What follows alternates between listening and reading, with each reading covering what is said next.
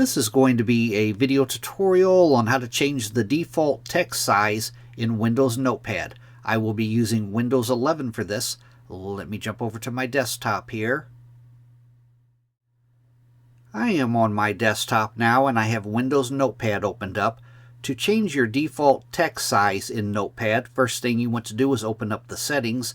I'm going to go off to the upper right hand corner of Notepad up to the little gear wheel. I'm going to click on that. Then I'm going to go down to where it says text formatting. And in the text formatting area right here you see font. You want to expand font. And from here you could choose whatever font family you want, whatever font style you want, or your font size.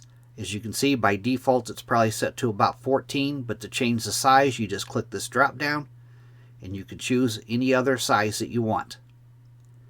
That is how to change the text size in Notepad. Thanks for watching.